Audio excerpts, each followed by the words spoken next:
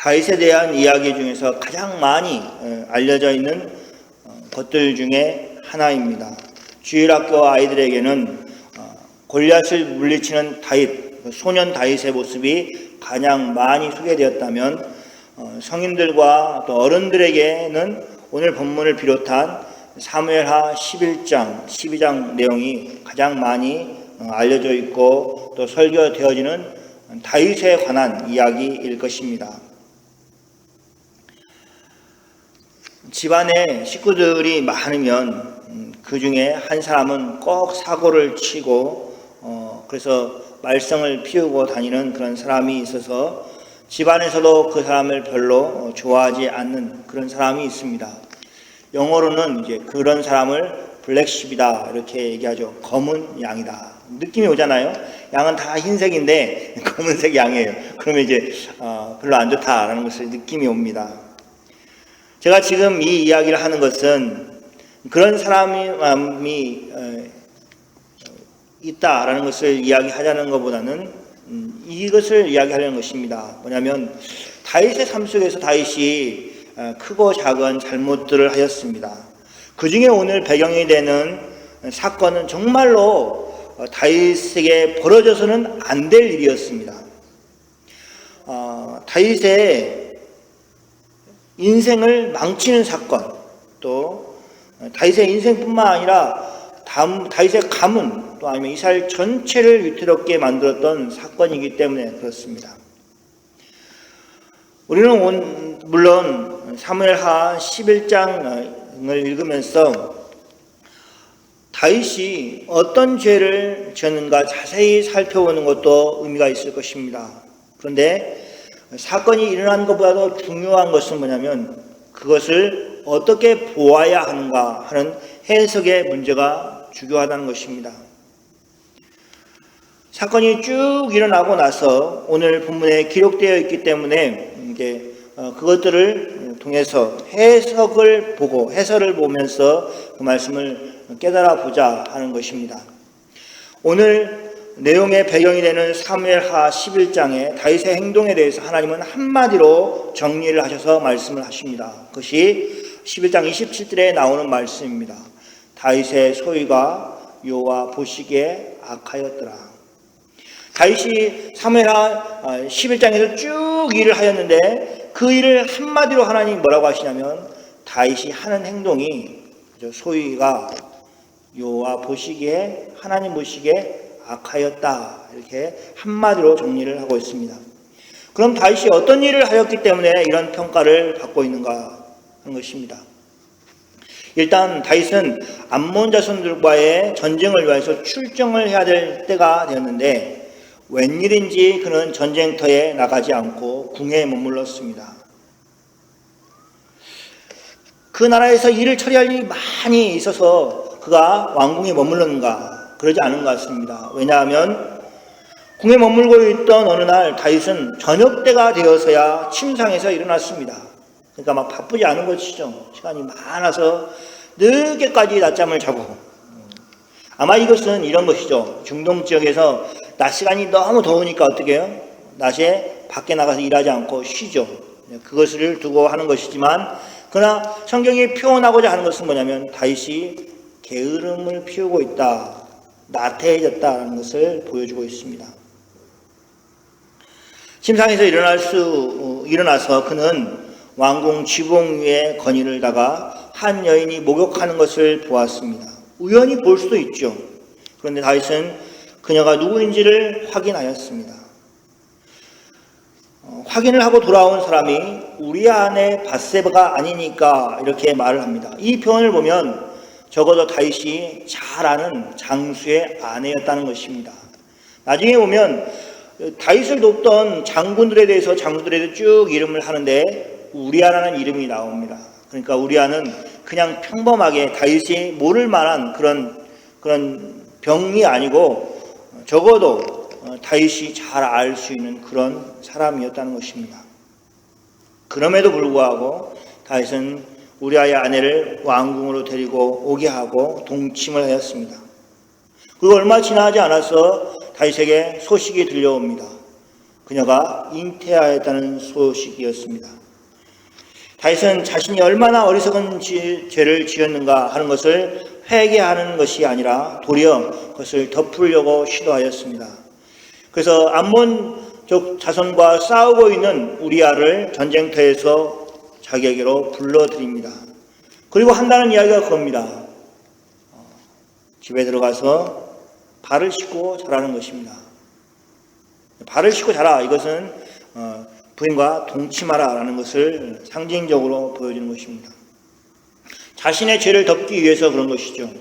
그런데 이 우리아는 충직한 신하였습니다. 그래서 자기의 상관이, 또 자기의 동료들이, 또 심지어는 언약궤가 들판에 있는데 자기가 부인과 동침할 수 없다 해서 집에 내려가지 않았습니다. 다윗의 계획은 어긋나게 되었습니다. 그러나 다윗은 그 어긋난 계획을 듣고도 포기하지 않았습니다. 그래서 우리아를 술을 먹여서 술 취하게 만들었습니다. 그래서 정신줄을 놓고 집에 가서 부인과 동침을 하려고 하였던 것입니다. 그러나 그는 끝내 내려가지 않았습니다. 다윗은 이제 아예 우리아를 전쟁터에서 죽이려는 계획을 세웁니다. 그래서 전쟁터에서 장군으로 있는 요압에게 편지를 보내어서 암몬 사람들에 의해서 우리아를 죽이라고 그렇게 말합니다. 마침내 전쟁터에서 우리아가 죽었습니다.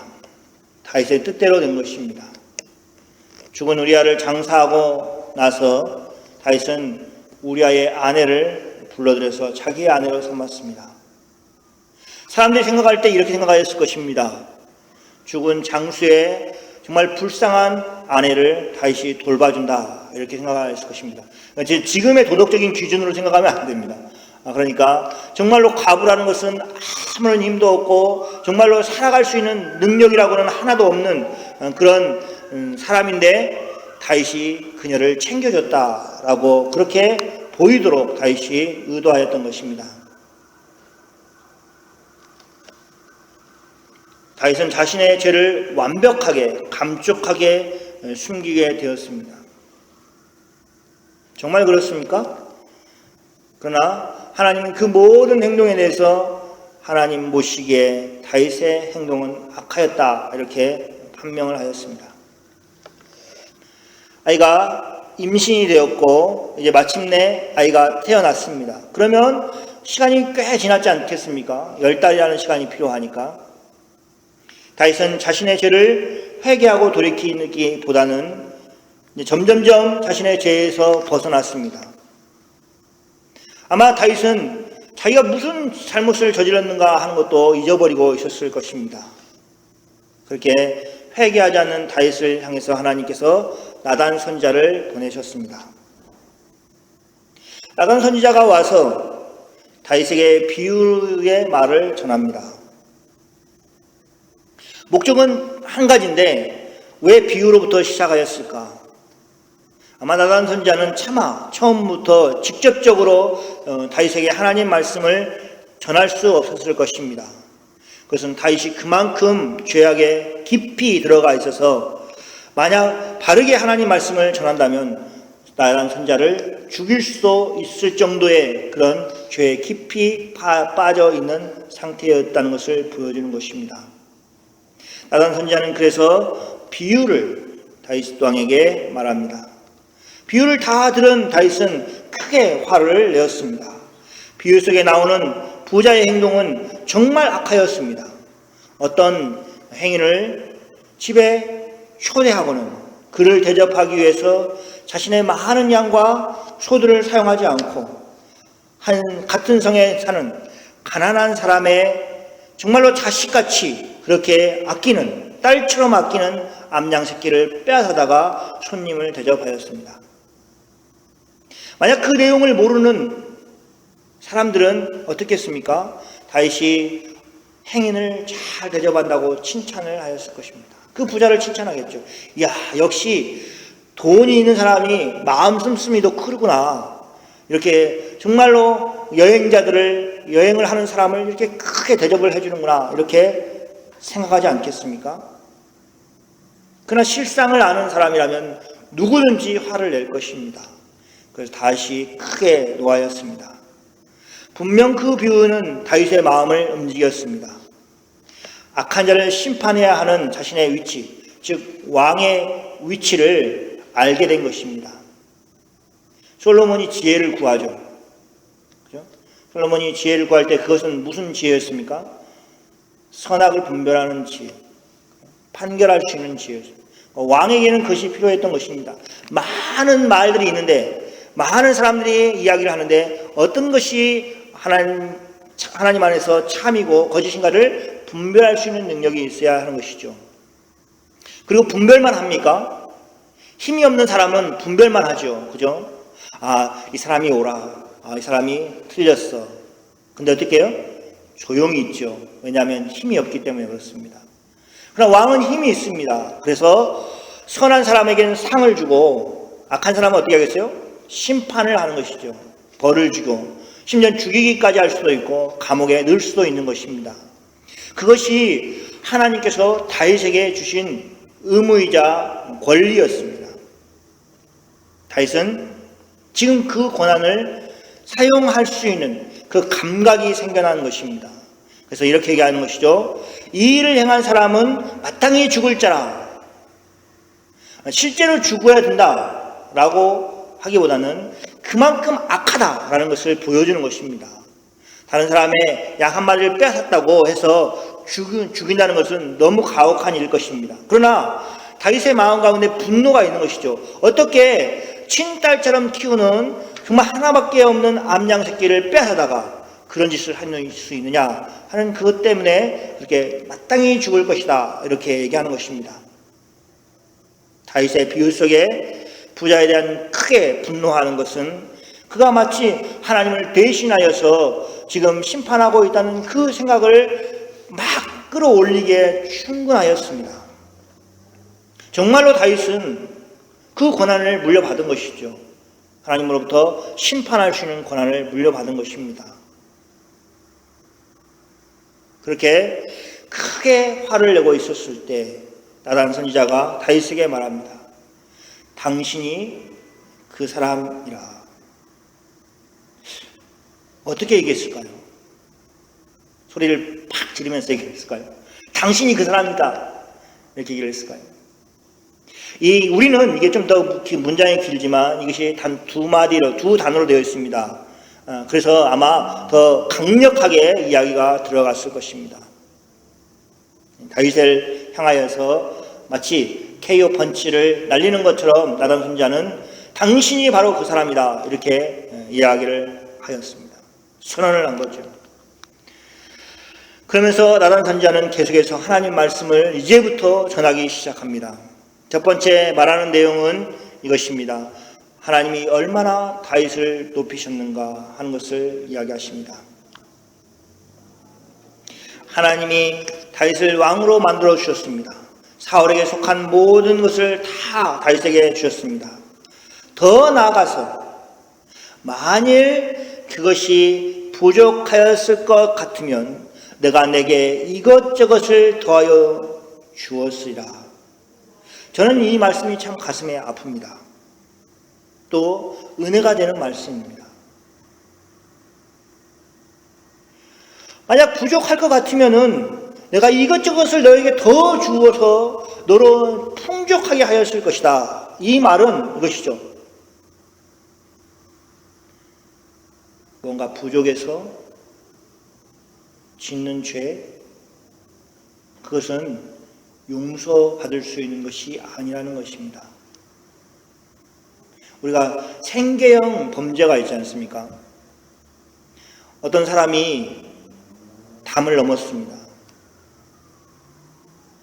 자기 집에 많은 걸 쌓아놓고 담을 넘은 사람과 자기의 아이들이 며칠간 굶고 있는 것을 도저히 지켜보지 못하고 담을 넘은 사람은 분명 다를 것입니다. 그러나 성경은 뭐라고 얘기하고 있습니까? 다윗의 죄에 대해서 이렇게 하는 것이죠. 네가 부족하여서 지은 죄가 아니다 라고 얘기를 하고 있다는 것입니다. 다윗이 그간 1년 동안 우리아의 아내 밧세바를 데려다가 잠을 자는 것부터 시작해서 아이를 낳는 그동안의 행동은 하나님이 허락한 삶이 아니었다는 것을 이야기하는 것입니다. 그가 밧세바와 동침하고 그의 남편 우리아를 죽인 일, 또 그 후에 밧세바를 자신의 아내로 맞아들인 일, 이 모든 일은 다윗이 하나님께 구하지 않고 저지른 것이었습니다. 그래서 사무엘하 11장에서는 다윗의 소유가 여호와 보시기에 악하였다 이렇게 얘기하고 있는 것입니다.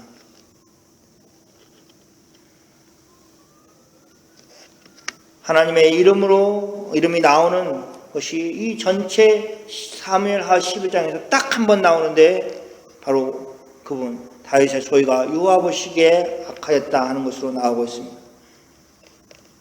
그러니까 다윗이 하고 있는 모든 행동 가운데서는 하나님과는 전혀 상관없이 악을 행하고 있다는 것을 간접적으로 보여주는 것입니다. 두 번째는 그의 죄에 대해서 계속해서 이야기하고 있습니다. 지적을 하고 있습니다. 다윗이 지은 죄를 말하면서 사무엘하 12장 9절 그러한데 어찌하여 내가 여호와의 말씀을 업신여기고 나 보기에 악을 행하였느뇨 이렇게 말씀하십니다. 여호와의 말씀을 업신여겼다는 것은 하나님의 말씀, 다른 말로 하면 율법을 업신여겼다는 것을 이야기하는 것입니다. 지키지 않았다는 것이죠. 십계명으로 이야기한다면 다윗의 악한 행동은 살인하지 말라고 하시는 말씀과 내 이웃의 아내를 탐하지 말라는 말씀을 어긴 것입니다. 그는 하나님의 말씀을 업신여겼습니다. 그리고 그것은 곧 하나님을 업신여긴 것이다. 이렇게 하나님께서는 말씀하고 계십니다. 하나님은 나단 선지자를 통해서 그것을 분명히 하고 계십니다. 세 번째는 심판의 내용이 있습니다. 어떻게 심판하십니까? 칼이 다윗의 집에 영원히 떠나지 아니할 것이다 얘기하고 있습니다. 우리아를 전쟁터에서 죽게 하였으니 네가 일부러 의로운 사람을 칼로 죽였으니까 너도 너의 집도 칼이 계속해서 있을 것이다 이렇게 말합니다. 그래서 살인죄에 대한 심판을 하나님이 있게 하셔서 집안에서 싸움이 일어나게 하시고 전쟁에 어려움들이 있게 하시는 그 심판을 하셨습니다. 두 번째는 다윗이 우리아의 아내 밧세바에게 한 행동에 대한 심판을 선언하십니다. 다윗은 은밀한 중에 그 일을 행하였지만 하나님은 그 일을 밝은 대낮에 하시겠다고 그렇게 말씀하십니다. 오늘 처음 이 하나님 말씀을 읽고 설교를 듣고 있는 분이라면 다시 주의를 기울여서 들으십시오. 더 남아 있습니다. 여기까지는 나단 선지자가 하나님의 말씀을 쉬지 않고 계속해서 다윗에게 선포한 것입니다. 다윗은 전에 어떤 나쁜 짓을 했습니까? 자신이 지은 죄를 숨기려고 우리아를 죽인 사람입니다. 살인을 한 것입니다. 그럼 다윗이 다시 자기 죄를 숨기기 위해서 나단을 죽였을까요? 나단 선지자를 죽이면 아무도 모르는 것이 아닙니까? 그런 어리석은 사람들이 있습니다. 이 사람만 죽이면 끝나요. 이 사람만 처리하면 끝나 하는 어리석음을 계속해서 포기하지 않고 반복적으로 하는 사람들이 있습니다. 내가 이 거짓말로 이것을 넘기면 돼, 이 거짓말로 이 상황을 넘기면 돼 라고 생각하는 그런 어리석은 사람들이 있다는 것입니다. 그러나 하나님은 그가 은밀히 행한 죄에 대해서 다 아셨습니다. 다윗이 모든 사람들이 이제는 모를 것이다 라고 생각할 때에 어쩌면 자신도 그 일이 일어났는지 그것이 죄가 되었는지 무감각해져 있었을 때 하나님 나단 선지자를 통해서 그것이 죄고 그 일로 인해서 네가 얼마나 혹독하게 심판을 받아야 되는가 하는 것을 말씀을 하신 것입니다. 이제 다윗의 반응은 어떻습니까? 나단 선지자를 죽이는 것이 아니라 다윗은 다른 반응을 하였습니다. 다윗이 나단에게 이르되 내가 여호와께 죄를 범하였노라. 이렇게 고백을 합니다. 전에는 다윗이 하나님 말씀을 업신여겼고, 그런데 이제는 나단 선지자를 통해서 하나님 말씀이 선포된 그 말씀을 귀하게 여기고 그 말씀에 순종하고 있는 모습을 보여주고 있습니다. 그의 회개는 진실한 것이었습니다. 다윗은 비유를 들면서 크게 노하였던 대상이 바로 자기 자신이라는 것을 깨닫게 되었습니다. 자신이 얼마나 하나님 앞에서 큰 죄를 지은 사람이라는 것을 알게 되었습니다. 어떻게 이럴 수 있습니까? 같은 다윗인데 어떤 때는 하나님 말씀을 업신여기기까지 하면서 죄를 지었는데 이제는 하나님 말씀을 들으면서 자신이 죄인이라고 고백을 하고 있습니다. 이런 일이 어떻게 가능하겠습니까? 한마디로 하나님을 의식하고 사는 사람,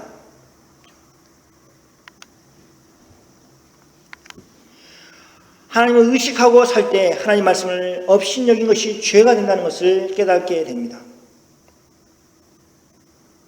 그것은 시작을 보여주고 있는 것입니다. 하나님이 다윗에게 준 책무를 행하지 않은 것으로부터 하나님의 말씀을 또 하나님을 의식하지 않은 삶으로 나아갔습니다. 전쟁에 나아가야 될, 그래서 하나님의 백성 이스라엘을 지켜야 될 다윗은 어찌된 일인지 전쟁터에 나가지 않고 궁궐에 머물렀습니다. 그는 완전히 하나님의 일을 하는 사람으로서의 의식이 사라진 상태였습니다. 다윗은 그때 더 이상 하나님 말씀 아래 자신이 있지 않다는 것을 의식하지 못하였습니다. 잘 보면 이 햇사람 우리아가 이런 얘기를 합니다. 네가 어찌하여서 부인과 동침하지 않았냐, 부인과 잠을 자지 않았냐라고 물어봤을 때 다윗에게 이렇게 얘기하죠. 11절에 보면 11장 11절에 보면 우리아가 다윗에게 고하되 언약궤와 이스라엘과 유다가 영체 가운데 유하고 내 주의 요압과 내 왕의 신복들이 바깥들에 유진하거늘 내가 어찌 집으로 가서 먹고 마시고 내 처와 같이 자리이까. 이렇게 이야기합니다. 그 말을 들어보면 이런 것이 있습니다. 요압이나 이런 군인들만 있는 게 아니라 언약궤가 지금 어디에 있냐면 전쟁을 하러 나간 그곳에 있었다는 것입니다. 하나님의 임재를 상징하는 언약궤가 다윗의 궁이 있는 예루살렘에 머물러 있는 것이 아니라 암몬 자손과 싸우고 있는 그 전쟁터에 있다는 것을 이야기하고 있습니다. 그건 무슨 말이겠어요? 하나님은 지금 어디에 계시냐면 암몬 족속과 싸우는 이스라엘 군사들과 함께 거하셔서 이스라엘을 대신해서 싸우고 있는 역할을 하고 계시는 것입니다. 그런데 다윗은 그 하나님이 계시는 곳에 거하지 않고 어디에 있냐면 하나님과 멀리 떨어져 있는 왕궁에 거하였다는 것을 얘기합니다.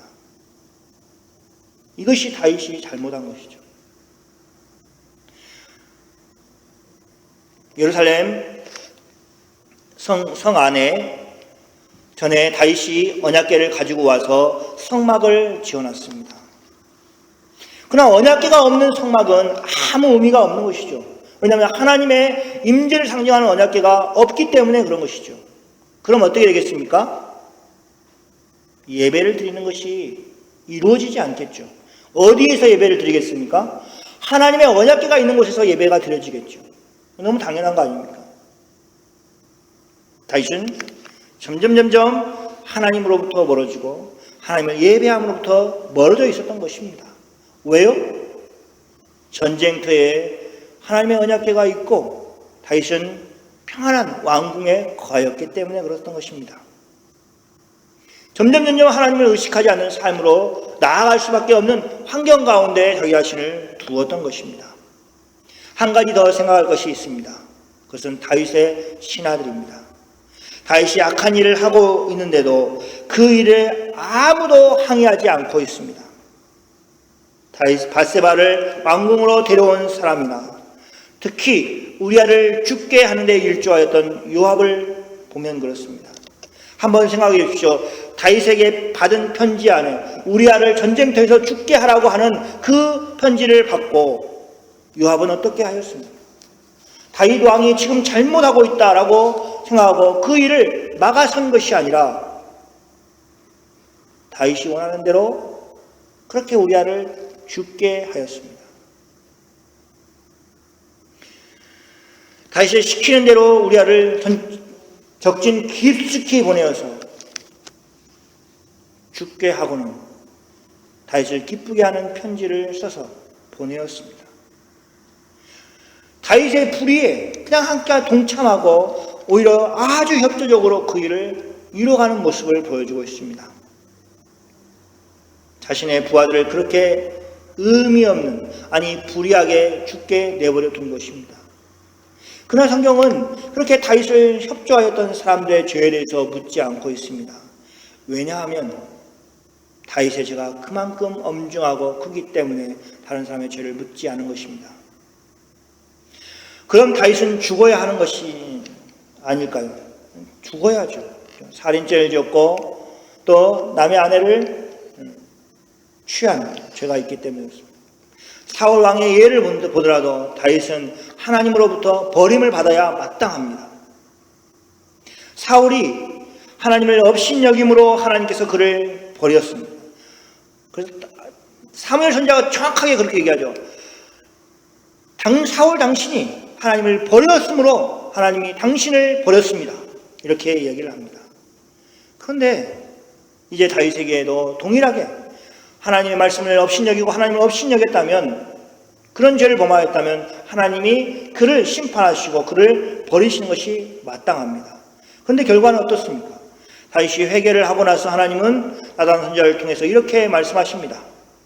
나단이 다윗에게 대답하되 여호와께서 당신의 죄를 사하셨으니 당신이 죽지 아니하려니와. 잘 보시면 이런 의미가 있죠. 죽어야 되는데 죄를 용서받음으로 죽지 않게 되었다라고 이야기를 하고 있습니다. 하나님의 율법은 다윗이 지은 죄에 대해서는 사형에 해당한다고 그렇게 분명하게 말하고 있습니다. 왕인 다윗도 그 말씀에서 예외일 수 없습니다. 오히려 왕이 더 솔선수범하게 지켜야 될 말씀입니다. 그런데 하나님은 무엇이라고 말씀하십니까? 다윗의 죄를 용서하시고 다윗이 죽지 않게 되었다고 나단 선지자를 통해서 말씀하고 계십니다. 그럼 이 말씀을 어떻게 이해해야 됩니까? 그것은 하나님이 다윗과 맺으신 언약을 통해서 살펴보지 않으면 이해할 수 없습니다. 14절부터 그 내용이 나옵니다. 앞을 보시면서 한번 여러분 눈으로 읽으시고 제가 읽겠습니다. 나는 그 아비가 되고 그는 내 아들이 되리니 저가 만일 죄를 범하면, 이게 다윗에게 약속해 주신 말씀입니다. 내가 사람 막대기와 인생 채찍으로 징계하려니와. 15절 내가 내 앞에서 패한 사울에게서 내 은총을 빼앗은 것 같이 그에게서는 빼앗지 아니하리라. 16절 내 집과 내 나라가 내 앞에서 영원히 보존되고 내 위가 영원히 견고하리라 하셨다 하라. 하나님의 약속입니다. 하나님의 약속은 무엇이냐? 사울을 패하듯이 그렇게 패하는 일이 없을 것이다. 대신에 사람 막대기와 인생 채찍으로 그들을 징계할 것이다. 이렇게 말씀하신 것입니다. 이 말씀은 엄밀하게 얘기하면 다윗과 다윗의 후손에게 약속하신 것이죠. 그래서 다윗도 포함되어 있는 말씀이라는 것입니다. 다윗이 죄를 범했습니다. 그러면 사울처럼 왕위를 빼앗기는 것이 아니라 다윗도 사람 막대기와 인생 채찍으로 징계를 받게 되어 있다는 것입니다. 그래서 이 말씀을 가지고 오늘 본문을 이해해야만, 그래서 하나님이 다윗을 용서해 주는구나 하는 것입니다. 다윗의 죄가 적어서가 아닙니다. 다윗이 회개를 철저히 해가지고 용서해 주는 것이 아닙니다. 왜 용서해 주십니까? 하나님이 약속을 그렇게 해 주셨기 때문에 용서를 해 주는 것입니다. 그럼 우리는 이런 생각을 할 수 있습니다. 사울과 다르게 대우하는 하나님의 모습이 있다면, 그럼 그리스도 안에 있는 우리도 하나님이 다르게 대우하는 것이 아닌가 하는 생각을 할 수 있습니다. 맞습니다. 그것은 나쁜 의미에서가 아니라 훨씬 좋은 의미에서 우리를 다르게 대우하십니다. 다윗과의 언약에서 만일 죄를 범하면 이라고 말씀하셨던 하나님께서 그리스도 예수 안에서 우리에게는 이제 죄를 이길 수 있도록, 또 죄와 싸울 수 있도록 만들어 주셨습니다. 물론 그것은 우리의 힘만으로 할 수 있는 것이 아닙니다.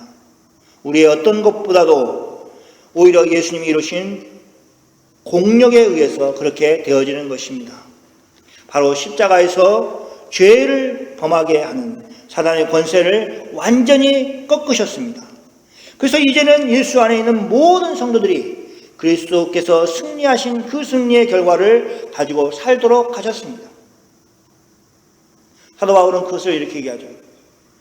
그리스도의 사랑에서 그 어떤 것도 끊을 수 없다, 이렇게 얘기하는 겁니다. 다른 말로 하면 하나님 우리를 사랑하시는 그리고 우리를 구원하신 그 일을 누구도 끊을 수 없다고 얘기를 하는 것입니다.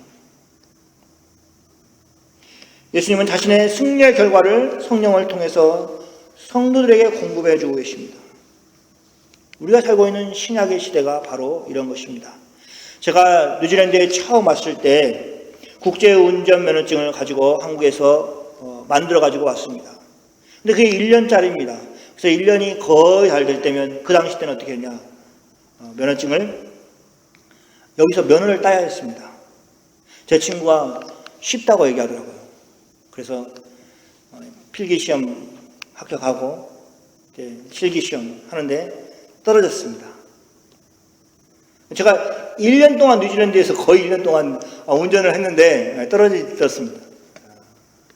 그때 돈이 너무 아깝더라고요. 돈도 아깝고 창피하기도 하고, 아니 운전을 한국에서 그만큼 하고 또 뉴질랜드에서 거의 1년을 했는데 떨어지다니. 2번 떨어지면 안 돼서 연수를 받고, 한 번 받고 재시험을 보고 영광스럽게 붙었습니다. 근데 이런 이야기는 예행 이야기가 되었습니다. 이제는 어떻게 되냐? 법이 바뀌었습니다. 그래서 뉴질랜드에 오는 한국 분들은 운전을 한국에서 충분히 하신 분들은 뉴질랜드 드라이브 라이센스로 그냥 바꿔줍니다. 제가 운전면 시험을 이 나라에서 볼 때도 미국이나 일본이나 영국이나 프랑스나 이런 나라들은 지금 한국이 하고 있는 그 방식대로 하였습니다. 몰랐죠. 법이 바뀌고 나니까 다른 나라들은 이미 하고 있구나 하는 것을 알게 되었습니다. 우리가 한 거 있습니까? 아무것도 없습니다. 어떻게 된 거예요? 나라가 뉴질랜드하고 한국 나라가 이렇게 약속을 한 겁니다. 그렇죠? 한국 사람들이 운전을 한국에서 하고 온 사람들은 운전면허증을 그냥 너희 나라 거로 바꿔주라, 이렇게 약속을 한 겁니다. 그래서 그 혜택을 지금 보고 있는 것입니다. 그런데 우리가 누리고 있는 구원받은 그 은혜들, 또 하나님의 약속은 우리와 하나님 사이의 한 약속이 아닙니다. 그럼 누가 한 약속입니까?